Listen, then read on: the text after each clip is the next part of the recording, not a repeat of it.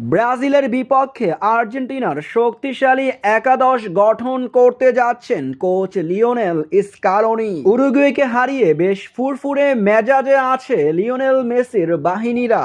ব্রাজিলকে যদি আর্জেন্টিনা হারাতে পারে তাহলে লাতিন আমেরিকার বিশ্বকাপের প্রথম দল হিসেবে অংশগ্রহণ করবে। আগামী 26শে মার্চ ঘরের মাঠে আর্জেন্টিনার মুখোমুখি হতে যাচ্ছে ব্রাজিল। ভোর 6টায় খেলাটি শুরু হবে। ব্রাজিলের বিপক্ষে এই ম্যাচের আগে বেশি পরিবর্তন আনতে চাচ্ছেন না কোচ লিওনেল স্কালোনি, তবে পরিবর্তন হিসেবে আসতে পারে রদ্রিগো দি পলকে।